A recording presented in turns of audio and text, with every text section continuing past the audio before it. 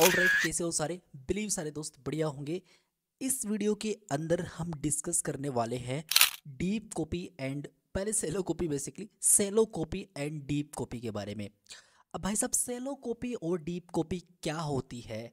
Interview के अंदर एक बंदे को पूछा गया था, अभी जस्ट मैं उससे बात कर रहा था और उससे पूछा गया था कि भैया, मेरे से जावास्क्रिप्ट के अंदर ये पूछा गया है कि क्या होती है सेलो कॉपी और क्या होती है डीप कॉपी। क्या कभी आपने इसका नाम सुना है? क्या कभी इसका आपने यूज करा है? तो बहुत ही इंपॉर्टेंट है। फिर मैंने सोचा कि ये आपको भी पता होना चाहिए, आपको भी, तो इसके बारे में वीडियो बनाना ज़रूरी है। तो ये वीडियो बना दिया आपके लिए। अब इस वीडियो में आपको डिटेल के अंदर बताया गया है कि सेलो कॉपी डीप कॉपी क्या होती है विद प्रैक्टिकल एग्जाम्पल। अब एक चीज़ और, वीडियो एंड तक देखना, ठीक है? अगर आपको थोड़ा लगे ऐसा कि भाई हाँ यार, वीडियो इम्पेक्ट करा है कहीं ना कहीं और सीखने को मिला है डेफिनेटली इससे, तो please hit the subscribe button for my motivation. आपको यार करना चाहिए। अगर आप नहीं करोगे तो फिर मैं वही बात है, वीडियो डिले करूँगा, मज़ा नहीं आएगा कंटेंट देने में। अगर आप चाहते हो कि लेवल अप कंटेंट का हो तो डेफिनेटली सब्सक्राइब करना, लाइक करना, शेयर करना, ये सारी चीज़ें करना बनता है। कमेंट भी जरूर करना वीडियो कैसा लगा। वीएस कोड ओपन करते हैं, आ जाओ। तो मेरे प्यारे भाई, हम आ चुके हैं अपने कंप्यूटर स्क्रीन पे और आपके सामने यहाँ पे वीएस कोड ओपन है, जहाँ पे जावास्क्रिप्ट की एक फाइल बनी हुई है, एक एचटीएमएल की फाइल बनी हुई है और इसमें लिखा हुआ है सेलो कॉपी एंड डीप कॉपी। हम इसके बारे में डिटेल के अंदर बात करने वाले हैं कि भाई सेलो कॉपी और डीप कॉपी में क्या डिफरेंस होता है। इंटरव्यू के अंदर बहुत ही इंपॉर्टेंट रोल प्ले करता है ये वाला क्वेश्चन। ओके, तो अब मेरी बात सुनोगे। यहाँ पे अपने पास जावास्क्रिप्ट की फाइल है, हाँ जी बिल्कुल अपने पास जावास्क्रिप्ट की फाइल है। और यहाँ पे एक काम करते हैं, मैं पहले श्योरिटी कर लेता हूँ कि मेरी यहाँ पे जावास्क्रिप्ट प्रॉपर्ली चल रही है कि नहीं चल रही है। तो जल्दी से मैं यहाँ पे कंसोल टाइप करता हूँ इसके अंदर और मैं यहाँ पे टाइप करता हूँ हेलो जेएस। ग्रेट, तो मैं यहाँ पे सिंपल इस पे चला और यहाँ पे हेलो जेएस आ गया है। इसका मतलब बढ़िया यार, वेरी नाइस चल रहा है। ग्रेट, ओके, ठीक है। तो अब एक काम करते हैं भाई साहब, सबसे पहले कुछ चीजें देखते हैं, मेरे साथ साथ चलना, ठीक है? ओके, अब देखो। ऑलराइट, सो मैं यहाँ पे सबसे पहले एक ऑब्जेक्ट बनाता हूँ, ठीक है? तो मैंने एक ऑब्जेक्ट बनाया इस तरीके से, ठीक है? और इसके अंदर मैंने क्या बोला कि एक नेम है अंकित। हाँ जी, बढ़िया, अंकित। ओके ओके, ठीक है। क्या मैं कंसोल डॉट लॉग इस ओबीजे को कर सकता हूँ? हाँ बिल्कुल, क्यों नहीं कर सकता, मैं कर सकता हूँ। तो मैं सेव करूंगा और मैं यहाँ पे तो मेरे सामने यहाँ पे अंकित आ रहा है, बिल्कुल आ रहा है, वेरी नाइस। तो अब क्या, अब मेरी बात सुनो। मैंने बोला कि एक वेरिएबल और है OBJ, OBJ two equals to OBJ. अब इसका मतलब क्या है भैया? इसका मतलब ये है कि जो ओबीजे की पावर थी, मतलब इस ऑब्जेक्ट की जो भी पावर थी इतनी इतनी, उसको मैंने डाल दिया ओबीजे टू के अंदर। हाँ, तो मतलब अभी आप ये कह सकते हैं कि जो ओबीजे कर सकता है वो ओबीजे टू कर सकता है। ऐसा लगता है आपको, पर ऐसा होता है क्या? चलो देखते हैं। सेव करते हैं और यहाँ पे हम चलते हैं। तो अभी तो सेम है क्योंकि सेम आउटपुट आएगा, कोई दिक्कत वाली बात नहीं है। अगर मैं यहाँ पे obj2 टाइप करूँ इसके अंदर कंसोल पे, अभी मैं obj2 कंसोल में प्रिंट कर रहा हूँ, तो अब आप देखिएगा यहाँ पर नेम अंकित लिख के आ रहा है। हाँ, तो क्या है, ठीक है ना? फिर तो अच्छी बात है। हाँ, तो अब आपको एक चीज़ बताता हूँ मैं। देखो, अगर मैं अगर मैं यहाँ पे obj2 की वैल्यू, obj2 का जो नेम है बेसिकली, उसको मैं लिख दूँ यहाँ पे अब अमित। obj1 का नहीं करा, obj का नहीं करा, मैंने obj2 का करा है। अच्छा अच्छा, मतलब आपने इसको टच नहीं करा ना, इसको तो मैंने यहाँ पे सिंपल सा कॉपी कर दिया obj2 के अंदर। जो मतलब obj2 है वो अब obj है। हाँ, अब जो obj2 है उसका नेम यहाँ पे अमित है। अच्छा, तो मतलब ये अलग है आपके हिसाब से और ये अलग है। हाँ, अब आपने क्या करा, obj2 का यहाँ पे नाम अमित करा, तो इसका मतलब तो इस obj2 का नाम अमित हो जाना चाहिए, बाकी obj2 का तो होना नहीं चाहिए, है ना? obj2 को तो टच करा ही नहीं, तो obj2 का नाम ही चेंज होगा, बाकी obj को कोई फर्क नहीं पड़ेगा। पर ऐसा नहीं है, ऐसा नहीं है दोस्त। अभी आपको मैं दिखाऊं तो अभी तो देखो यहाँ पे अमित लिख के आ रहा है। हाँ जी बिल्कुल आ रहा है। अच्छा, एक काम करते हैं, यहाँ पे सिंपल सा एक कंसोल और टाइप करते हैं और मैं यहाँ पे इस तरीके से बोलता हूँ ओबीजे, ओके। और यहाँ पे मैं लिख देता हूँ इसके अंदर ओबीजे, ओके। और यहाँ पे ओबीजे टू और यहाँ पे ओबीजे2, दैट्स इट। तो आपको पता चलेगा कि कौन सा ओबीजे है और कौन सा ओबीजे2 है। सेव करते हैं, यहाँ पे चलते हैं। तो आप देखो, ओबीजे का भी नाम अमित चेंज हुआ, ओबीजे2 का भी नाम यहाँ पे चेंज हुआ दोस्त। प्रॉब्लम रियलाइज कर पा रहे हो? मैंने तो बस obj2 का नाम चेंज करने की कोशिश करी थी यार। हाँ बिल्कुल, तो यहाँ पे फिर ओबीजे का नाम चेंज कैसे हुआ? ओबीजे का नाम चेंज तो नहीं होना चाहिए था ना।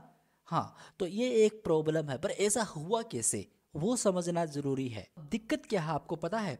दिक्कत ये है कि सारा कुछ है जो लाइन नंबर रो है यहाँ पे है। देखो यहाँ पे जो ओबीजे है ना, ये ओबीजे मतलब ये वाला ओबीजे, आपको लगता है ये जो ओबीजे है ये इस ओबीजे के टू के अंदर हमने कॉपी कर दिया, तो मतलब ये ओबीजे टू अलग है और ये ओबीजे तो अपना मैन ओबीजे ही है, तो ये अलग है। पर ऐसा नहीं है, ऐसा बिल्कुल नहीं होता। अगर एक नॉर्मल वेरिएबल बनाते तब तो बात अलग थी, लेकिन आपने ऑब्जेक्ट करा है यहाँ पे।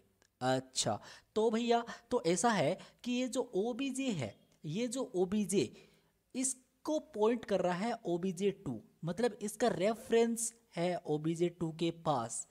इसकी खुद की कोई वैल्यू नहीं है, ओबीजे टू की कोई वैल्यू नहीं है अपने हिसाब से, खुद कुछ नहीं रखता, ये जो भी रखता है वो ओबीजे को रखता है। अब ओबीजे की वैल्यू को ये पॉइंट कर रहा है, तो जब जब आप ओबीजे टू को चेंज करोगे तो पॉइंट होगा ओबीजे पे, तो उसकी वैल्यू भी यहाँ पे चेंज होगी। अच्छा, मतलब आप ये कह रहे हो कि ओबीजे टू का कोई वैल्यू नहीं है ना? तो फिर क्या, एक मिनट, मुझे लगता है कि कईयों को समझ में नहीं आया, फिर से चलते हैं। एक काम करते हैं भाई साहब, इस पूरे को हटाते हैं, ठीक है, फिर से एक ऑब्जेक्ट क्रिएट करते हैं। मैंने बोला एक ऑब्जेक्ट ए है, अभी के लिए इस तरीके से समझ लो, एक ऑब्जेक्ट ए है क्रिएट, और इसके अंदर मैं यहाँ पे एक नेम करके की लेता हूँ, जिसके अंदर मैं बोलता हूँ यहाँ पे अंकित, वेरी नाइस। और मैं यहाँ पे सिंपली एक एज लेता हूँ, एज के अंदर बोलता हूँ कि 24, इस तरीके से, ठीक है, बढ़िया। ओके, अब मैं क्या करता हूँ, लिखता हूँ let B equals to A, great, ठीक है। ओके, अब मैं काम करता हूँ, कंसोल डॉट लॉग करता हूँ बेसिकली ए, और यहाँ पे ए, ग्रेट, और यहाँ पे मैं बी कर देता हूँ, सॉरी एन नहीं, यहाँ पे मैं बी कर देता हूँ, ठीक है, वेरी नाइस। सेव करते हैं और हम यहाँ पे चलते हैं। तो यहाँ पे ए की नेम, यहाँ पे अंकित और एज, मतलब दोनों ऑब्जेक्ट प्रॉपर्टी आ रहे हैं। तो आपको लगता है कि जो बी है वो ए है, जो ए है वो कॉपी कर दिया आपने बी के अंदर, पर ऐसा नहीं है, कॉपी हुआ ही नहीं। आपको लगता है, लग रहा है यहाँ पे कंसोल में आ रहा है तो कॉपी हो चुका है, पर ऐसा नहीं है, इसका एग्जैक्ट उल्टा है, कॉपी नहीं हुआ है दोस्त। बस आपने ए को पॉइंट करा है और पॉइंट करके किस में डाल दिया, बी में डाल दिया। ये जो बी है, ये जो बी है ये पॉइंट कर रहा है ए को, ए की वैल्यू को पॉइंट कर रहा है, ए को दिखा रहा है अपने अंदर, बाकी इसकी कोई, इस बी की कोई एग्जैक्ट वैल्यू नहीं है। अब जब कॉपी नहीं हुआ है तो आपने जैसे बी की वैल्यू चेंज करने की कोशिश करी, मतलब रेफरेंस ले रहा है वो ए का, अगर आपने बी की कोई वैल्यू चेंज करने की कोशिश करी तो बस कॉपी तो है ही नहीं, बस एक सिंपल सा रेफरेंस दिया है ए का बी के अंदर, तो जब भी बी की वैल्यू को चेंज करोगे तो ए के अंदर वो ऑटोमेटिक चेंज हो जाएगा। ऐसा ही होता है, तो मैं आपको दिखा देता हूँ भाई साहब, ठीक है। तो यहाँ पे हम चलते हैं बी के अंदर नेम, बी के अंदर नेम मैं यहाँ पे करता हूँ इस बार यहाँ पे अनिश, इस तरीके से बने करा, तो अंकित को हटा के यहाँ पे अनिश आ गया होगा, लेकिन दोनों के अंदर आ गया होगा, ए के अंदर भी और बी के अंदर भी। मैंने तो बी के अंदर करा है, लेकिन वो ए के अंदर भी आ गया होगा। अच्छा, तो आप यहाँ पे देख सकते हो ए और बी दोनों के अंदर जो नेम की वैल्यू है अनीस अनीस सेम यहाँ पे रखी हुई है। क्या आपको लग रहा है यहाँ पे? आई होप आपको ये चीज़ समझ में आ गई होगी कि भाई साहब अच्छा, ये इस तरीके से कॉपी नहीं होता है, बस ओनली रेफरेंस पास कर रहा है ए बी के अंदर, दैट्स इट। ओके ओके, तो फिर अब आगे क्या? इस चीज़ को सोल्व करने के लिए अपने पास दो चीज़ें आती हैं, एक तो शैलो कॉपी एंड एक डीप कॉपी। तो मैं यहाँ पे ऊपर लिख दे रहा हूँ, एक सेकेंड ऊपर लिख देते हैं, ठीक है। तो मैं यहाँ पे इस तरीके से लिख दे रहा हूँ शैलो कॉपी, इस तरीके से, कॉपी नहीं होता है भाई, कॉपी होता है, एंड डीप कॉपी, इस तरीके से मैं लिख देता हूँ, ठीक है। तो इस तरीके से इसको deep copy and shallow copy.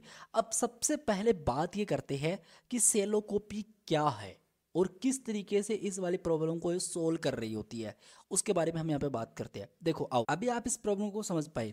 तो अब ये है कि भाई साहब अगर ये कॉपी नहीं हुआ तो हमको अगर रियल कॉपी बनानी है ऑब्जेक्ट की तो हम कैसे बनाएंगे? हाँ, तो वो हम देखते हैं, डोंट वरी। तो एक काम करते हैं, इस वाले कोड को हम कमेंट करते हैं, ठीक है, एक नया सा ऑब्जेक्ट बनाते हैं, ठीक है। तो एक नया ऑब्जेक्ट बनाते हैं, मैं इस कोड को आपको दूंगा तो इसलिए मैं यहाँ पे कमेंट कर रहा हूँ, ठीक है, ओके ग्रेट। ओके, तो मैं यहाँ पे सबसे पहले एक काम करता हूँ, मैं यहाँ पे एक ऑब्जेक्ट बनाता हूँ ओबीजे इक्वल्स टू, और यहाँ पे मैं नेम के अंदर लिखता हूँ अंकित, ग्रेट, और यहाँ पे मैं एज टाइप करता हूँ 24, वेरी नाइस, ओके बढ़िया।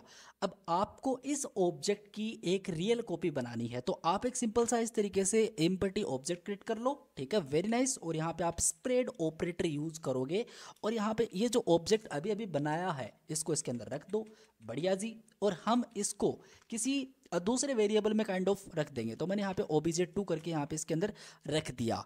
अच्छा, तो अब क्या हुआ, अब ये ऑब्जेक्ट2 कोई रेफरेंस नहीं ले रहा है, एज इट इज ओबीजे की कॉपी है, एज इट इज क्लोन है, कॉपी है, एक तरीके से ऐसा समझ लो। अब आपने रियल कॉपी पास करी है obj2 के अंदर। अच्छा बढ़िया, तो हम क्या करेंगे, सबसे पहले हम यहाँ पे कंसोल डॉट लॉग करेंगे और यहाँ पे obj को प्रिंट करेंगे और यहाँ पे obj2 को प्रिंट करेंगे। और एक छोटी सी यहाँ पे मैं लगा देता हूँ कि भाई आपको पता चले कि एग्जैक्टली क्या हो रहा है, ठीक है ना, आपको पता चलना चाहिए ना क्या हो रहा है, ऐसे तो मज़ा नहीं आएगा फिर। तो obj2 ग्रेट, और फिर पता नहीं चलेगा कि कौन सा obj है कौन सा obj2 है, ग्रेट सही है। अब हम अगर यहाँ पे जाके प्रिंट करें तो देखो नेम अंकित एज 24 obj2 की दोनों की वैल्यू यहाँ पे आपने को देखने को मिल रही है। हाँ जी, तो इसमें तो कोई फ़र्क है ही नहीं। हाँ अब देखना दोस्त, अगर मैं यहाँ पे जाके, हाँ मैं बस ओनली obj2 वन नहीं obj2 की वैल्यू मैं यहाँ पे चेंज करूँ और मैं बोलूँ इसका जो नेम है वो यहाँ पे कर देना अनीश। अच्छा बढ़िया, आपने अब obj2 का जो नेम है वो अंकित से हटा के अनीश करा, रिप्लेस करा, बिल्कुल चेंज करा आपने। हाँ, तो क्या होगा, तो ये होगा कि ये जो obj2 है, मतलब ये जो obj2 है, बिल्कुल इस obj2 का नेम अनीश हो गया होगा, लेकिन इस obj पे ये जो obj है पहला वाला ऑब्जेक्ट, इस पे कोई फर्क नहीं है, क्योंकि यहाँ पे आपने इसका एग्जैक्ट कॉपी बना दिया, रियल कॉपी बना दिया आपने इसका। तो रेफरेंस नहीं पास कर रहे हो, कॉपी है, और कॉपी बना के आप obj2 के अंदर डाल रहे हो। अच्छा, तो मतलब पहले में अंकित आएगा और दूसरे में आपको यहाँ पे नेम अनीस मिलेगा, बिल्कुल। और ये प्रॉब्लम सॉल्व हो चुकी होगी, अगर हम कंसोल में देखें तो दिखा दो भैया एक बार। हाँ दिखा देते हैं, तो हम चलते हैं यहाँ पे और आप यहाँ पे देख सकते हो, यहाँ पे आप क्लियर देख सकते हो इस तरीके से, नेम अंकित बढ़िया और नेम अनीस बढ़िया, वेरी नाइस। तो इस तरीके से हम इस प्रॉब्लम को सोल्व आराम से कर सकते हैं। तो काइंड ऑफ ये कहते हैं हम इसको सेलो कॉपी। अच्छा, ये सेलो कॉपी होती है, बिल्कुल ओके ओके भैया ठीक है। तो यार इसको ही हम बोलते हैं सेलो कॉपी। सेलो कॉपी का मतलब डायरेक्टली एक ऑब्जेक्ट यहाँ पे इस तरीके से बना दिया, इसके कुछ प्रॉपर्टीज आपको चेंज करनी है, जैसे प्रॉपर्टीज की कोई की चेंज करनी है आपको, तो डायरेक्टली आप उसका एक कॉपी देके, कॉपी किस तरीके से देते हो, इस तरीके से आप एक कॉपी दे के एक लाइक किसी दूसरे ऑब्जेक्ट में, और डायरेक्टली उस दूसरे ऑब्जेक्ट को आप उसकी वैल्यू को चेंज करोगे तो पहले वाले जो मेन ऑब्जेक्ट जो आप एज ए कॉपी दे रहे हो उसमें कोई भी रिफ्लेक्शन नहीं आएगा। तो इस तरीके से आप क्या कर सकते हो कि सिंपल सी सेलो कॉपी बना सकते हो। सेलो कॉपी मतलब डायरेक्टली एक कॉपी बना सकते हो, लेकिन इसमें एक प्रॉब्लम है, और प्रॉब्लम हम अभी रियलाइज़ करते हैं वो प्रॉब्लम क्या है। बेसिकली उसको ही ठीक करती है अपनी डीप कॉपी। डीप मतलब जस्ट उसका उल्टा मान सकते हो कि भाई डेप्थ में जाके चीज़ों को कॉपी करना, रेफरेंस पास नहीं करना, लेकिन कॉपी मतलब क्या बोल रहे हो भैया, समझ में नहीं आया। अच्छा, मैं आपको एक छोटा सा एग्जांपल देता हूँ, नहीं आएगा इसको अभी के लिए मैं कमेंट कर रहा हूँ और मैं यहाँ पे पास कर दे रहा हूँ लाइक सेलो एंड, इस तरीके से मैंने कॉपी रख दिया। तो ये सेलो कॉपी का बेसिक सा एक एग्जांपल हमने बनाया, वेरी नाइस इंटरेस्टिंग। अब एक छोटी सी प्रॉब्लम की बात करते हैं। मान लो कि मैंने एक अगेन ओबीजे बनाया, ठीक है, और इसके अंदर मैंने एक ऑब्जेक्ट बना के कुछ की पास करी और इसके अंदर मैंने यहाँ पे एक लाइक उसकी वैल्यू पास कर दी। सेम मैंने अगेन कोई एक नई की पास करी, इसकी वैल्यू मैंने यहाँ पे 22 कर दी, लाइक एज है। और फिर उसके बाद मैंने क्या बोला कि लाइक लाइक कुछ भी इस तरीके से बोल दिया मैंने, कोर्स इस तरीके से। तो मैं यहाँ पे सिंपली बोलूँगा C1 का मतलब यहाँ पे कोर्स 1 है अभी के लिए। C1 एक प्रॉपर्टी है डायरेक्टली, और इसके अंदर बेसिकली मैं बोल दे रहा हूँ web development great, okay nice. Second मैं यहाँ पे C2 पास कर दे रहा हूँ, और C2 के अंदर मैं यहाँ पे पास कर दे रहा हूँ DS से ग्रेट, ओके। और उसके बाद मैं यहाँ पे C3 पास कर दे रहा हूँ, और इसके अंदर मैं पास कर रहा हूँ कोई दूसरा कोर्स, लाइक मैंने यहाँ पे बोल दिया simply Python programming, okay very nice.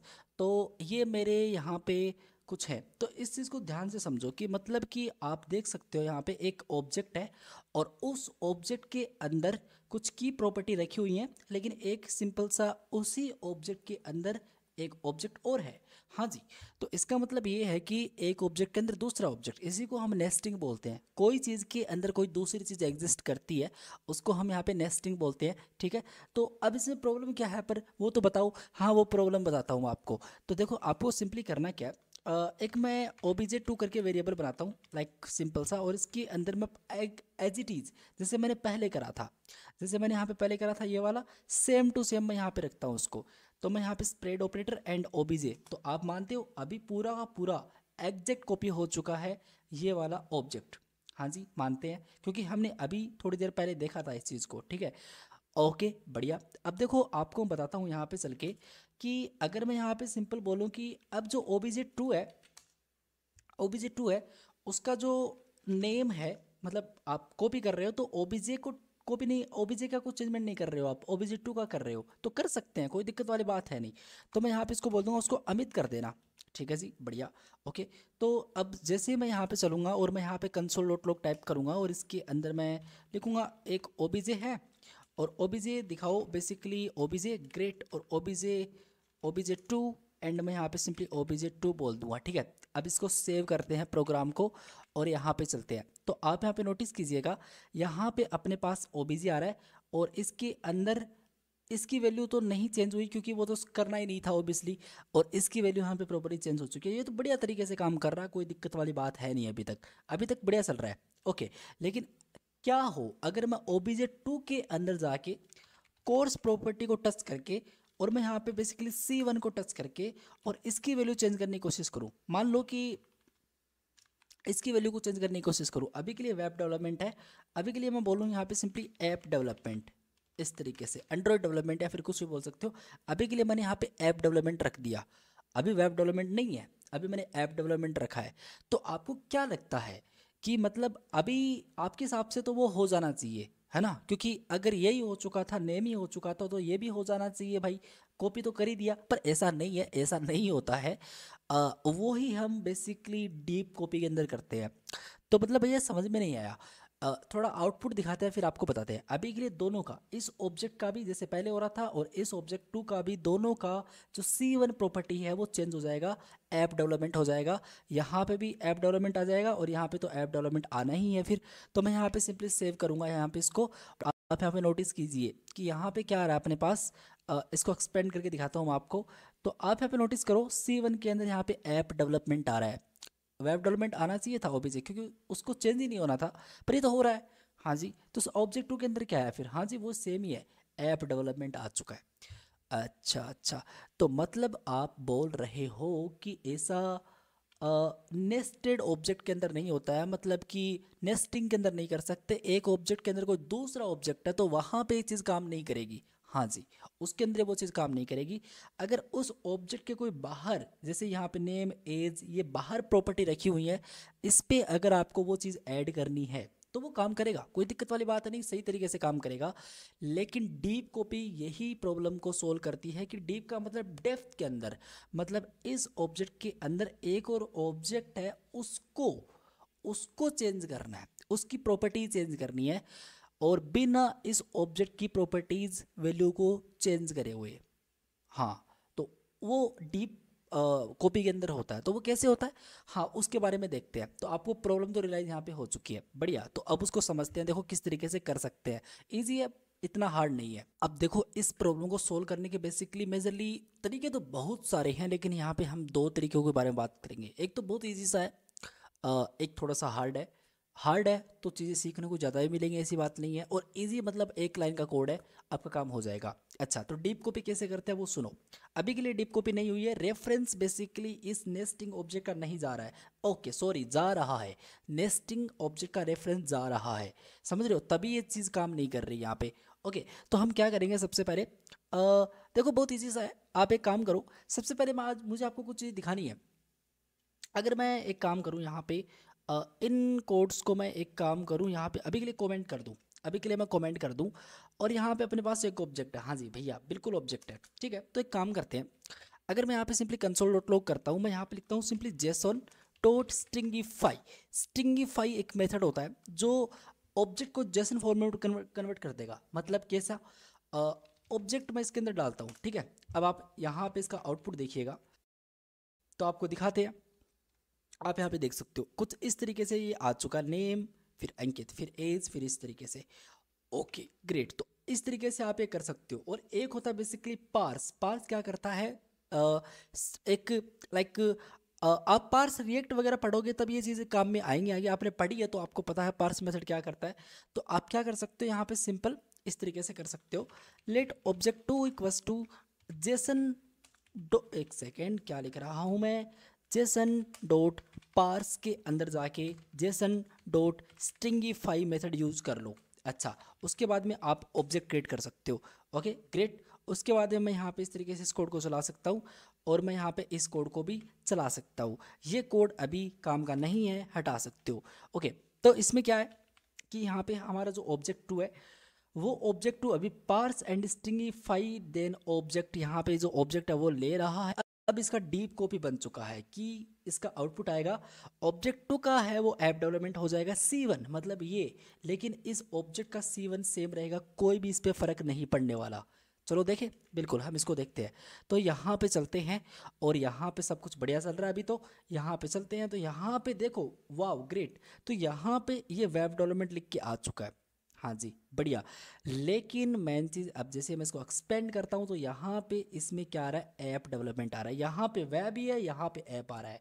तो ये एक डीप कॉपी बन चुकी है। मान लो कि और ऑब्जेक्ट होते, एक ऑब्जेक्ट के अंदर कोई दूसरा ऑब्जेक्ट होता, उसके अंदर भी कोई दूसरा ऑब्जेक्ट होता।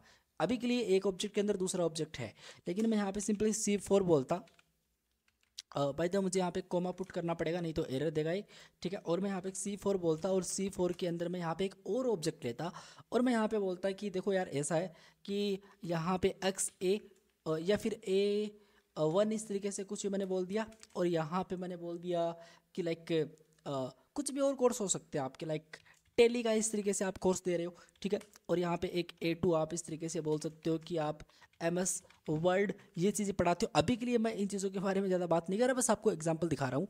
तो अब अगर मैं यहाँ पे जाके मैं बोलता कि ऐप डेवलपमेंट तो करना, उसके बाद ऑब्जेक्ट टू का जो ऑब्जेक्ट बेसिकली टू का जो कोर्स सेक्शन है उसके अंदर चल के जो भी आपका लाइक कोर्स सेक्शन के अंदर आपका C4 है बेसिकली, तो C4 है, C4 के अंदर चलना। और C4 के अंदर जाके आपको क्या करना है, आपको बेसिकली A1 के अंदर जाके टेली की जगह है, टेली की जगह क्या करना है आपको, जैसे कि आपने बोल दिया कि हम यहाँ पे लाइक पढ़ाते हैं बेसिकली ग्राफिक, इस तरीके से ग्राफिक्स। ओके, और अब जो A1 है वो यहाँ पे ऑब्जेक्ट टू का चेंज होगा, ना कि बेसिकली इस ऑब्जेक्ट का। अच्छा, तो अभी डीप कॉपी है, बिल्कुल अभी डीप कॉपी है इस लाइन की वजह से। तो हम इसको सेव करके देखें तो आप यहाँ पे देखिएगा, यहाँ पे पहले में कोई चेंजमेंट नहीं आपको देखने को मिलेगा, सिंपल अभी भी उसके अंदर टेली ही है। अच्छा, लेकिन अगर हम ऑब्जेक्ट टू के अंदर जाके इसको एक्सपेंड करें तो आप यहाँ पे इसके अंदर देखोगे इस A1 के अंदर ग्राफिक्स है और इस A1 के अंदर अभी यहाँ पे टेली आ रही है। तो आई होप आपको इस लाइन का मतलब समझ में आया। एक सिंपल सा तरीका है, इस तरीके से आप कर सकते हो, करने को करते हैं लोग और ऐसे ही करते हैं, कोई बड़ी बात है नहीं, ऐसे ही करते हैं, ठीक है। ओके, अब इसका जो सेकंड तरीका है वो देखते हैं कि भाई वो किस तरीके से काम करता है, ठीक है, डीप कॉपी के अंदर, और ये डीप कॉपी ही है।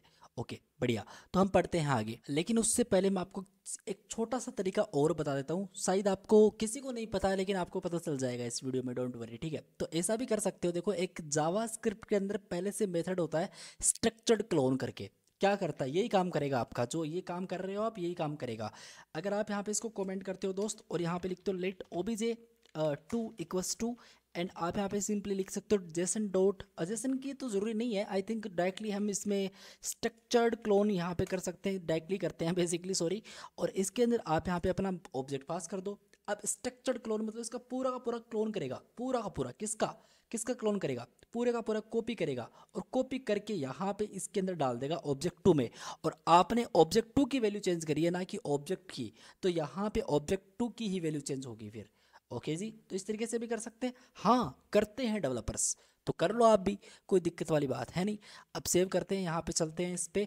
तो आप यहाँ पे नोटिस कीजिए, यहाँ पे इसके अंदर चलेंगे तो यहाँ पे भाई वेब आ रहा है और यहाँ पे सिंपली अपना टेरी आ रहा है, इंटरेस्टिंग। लेकिन इसके अंदर देखें तो यहाँ पे सिंपली वेब ना आके यहाँ पे सिंपली आ रहा है अपने पास ऐप डेवलपमेंट, और यहाँ पे सिंपली अपने पास ग्राफिक्स आ रहा है, जो कि यहाँ पे प्रॉपरली डीप कॉपी हो चुकी है। ग्रेट। और एक चीज़ और होती है, लाइब्रेरी होती है एक लोडेश करके, क्या करके भाई साहब, लोडेश करके। तो उसका भी आप यूज़ कर सकते हो, वहाँ पे सब कुछ बताया हुआ। आप यहाँ पे इस तरीके से लिख, एक लाइब्रेरी होती है, सर्च कर लेना इंटरनेट पे। बहुत ईजी है, बताएं क्या है इसके बारे में। सिंपल उस वेबसाइट पे जाओगे, एक लिंक मिलेगा CDN, वो यूज़ करके रिक्वायर करके अपने यहाँ पे जावास्क्रिप्ट के अंदर एक लाइन का कोड है, लाइक डीप क्लोन करके, ठीक है, तो डीप कॉपी करके, सॉरी, तो उसका यूज़ करके आप इस चीज़ को बहुत आराम से यूज़ कर सकते हो। यहाँ पे आप रख सकते हो उस डीप क्लोन को।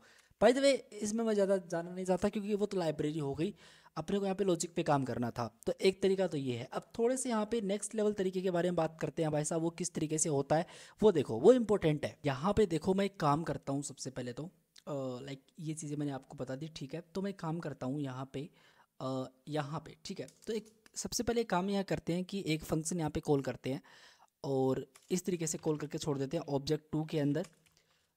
और इसका नाम कुछ भी हो सकता है, लाइक मैं अभी के लिए डीप कॉपी कर रहा हूँ, ठीक है। और इसके अंदर मैं इस ऑब्जेक्ट को पास कर दे रहा हूँ। तो डीप कॉपी क्या लेगा एज ए आर्गुमेंट, अभी इस ऑब्जेक्ट को लेगा, वो इस ऑब्जेक्ट को लेगा, ठीक है। तो इस फंक्शन को मैं सिंपल सा नॉर्मल तरीके से डिफाइन कर रहा हूँ। लाइक फंक्शन का नाम डीप कॉपी है, जो एक ऑब्जेक्ट ले रहा है, जो एक ऑब्जेक्ट ले रहा है, ठीक है। अब मान लो कि ऑब्जेक्ट बेसिकली ऑब्जेक्ट नहीं है, मतलब यहाँ से ऑब्जेक्ट नहीं है, कोई वेरिएबल हो सकता है। मतलब यहाँ पे जो ऑब्जेक्ट है वो एक वेरिएबल हो सकता है। तो एक कंडीशन लगाएंगे, तो हम बोलेंगे सिंपली इफ़, अगर अगर आपका जो भी लाइक का टाइप अगर मैच नहीं करता है सिंपली ऑब्जेक्ट के, तो आप कुछ करना। एक तरीका तो ये है, अगर ऑब्जेक्ट है, मान लो वो ऑब्जेक्ट है, वो नल के बराबर भी हो सकता है। तो यहाँ पे मैं सिंपली बोलूँगा कि लाइक नल, और नल का टाइप चेक करोगे तो ऑब्जेक्ट ही आता है। आपको ये चीज़ इंपॉर्टेंट है समझनी, इसका टाइप चेक करोगे तो ऑब्जेक्ट ही आता है। तो आपको थोड़ा सा दिखा देते हैं, चलो। तो अगर मैं यहाँ पे टाइप ऑफ बेसिकली लिखूँ इस नल का, तो आप यहाँ पे नोटिस, सॉरी नल लिखना था भाई, नल लिखना था, तो मैं यहाँ पे सिंपली नल लिखता हूँ। तो यहाँ पे इसका टाइप ऑब्जेक्ट ही आता है। तो आप चेक करिए, अगर ऑब्जेक्ट बराबर है बेसिकली नल के, तो आप यहाँ पे कुछ डिसीजन लोगे। तो आप बोल देंगे रिटर्न कर दो उसी ऑब्जेक्ट को फिर, ठीक है। तो सिंपल सा हम रिटर्न कर देंगे उसी ऑब्जेक्ट को, ग्रेट। तो अब हम सिंपल से एक वेरिएबल बनाएंगे, लाइक कॉपी करके, ठीक है। तो इक्वल्स टू हम लिखेंगे कि अगर ऑब्जेक्ट ना हो के वो एरे है, लाइक ऑब्जेक्ट ना हो के वो एरे है, तो आप यहाँ पे चेक कैसे करोगे उसको। तो आप बोलोगे जो भी एरे है इस तरीके से, उसमें हमने बोल दिया इज एरे, हाँ जी, इज एरे हमने बोल दिया। और मैंने बोल दिया जो भी ऑब्जेक्ट है, मतलब जो भी ऑब्जेक्ट है वो एरे है या नहीं है, समझ रहे हो। तो आप यहाँ पे अगर एरे है तो आप इस तरीके से एक सिंपल सा ब्लैंक एरे पास कर दोगे, नहीं तो आप एक सिंपल सा इस तरीके से ऑब्जेक्ट पास कर दोगे। अब इन दोनों में से एक चीज़ होगी, या तो वो एरे होगा या फिर वो ऑब्जेक्ट होगा, सिंपल सा लॉजिक है। ओके, अभी हम बात करेंगे सिंपली फॉर लूप की। एंड मैं यहाँ पे लाइक फॉर इन लूप के बारे में बात करके यहाँ पे आगे बढ़ जाऊँगा। तो मैं लिखूँगा सिंपली लेट एंड की इन किस में से, बेसिकली उस ऑब्जेक्ट में से की निकाल लो, की जो भी है वो निकाल लो। अगर उस ऑब्जेक्ट के पास प्रॉपर्टी है, हैज ऑन प्रॉपर्टी करके एक मेथड होता है, आई थिंक ऑन प्रॉपर्टी करके होता है। तो प्रॉपर्टी, अगर उसके पास प्रॉपर्टी है लाइक की, ठीक है, तो आप क्या करना, एक सेकंड, तो आप क्या करना, तो आप जो एक काम करना, जो भी आपका डीप कॉपी लाइक रिकर्जन की यहाँ पे बात हो रही है, एक फंक्शन उसी के अंदर चल रहा है, तो रिकर्सिव टास्क यहाँ पे हो रहा है, बार बार चलने वाला उसी के अंदर। तो मैं यहाँ पे ऑब्जेक्ट के अंदर जाके उस की को ले लूँगा, ठीक है।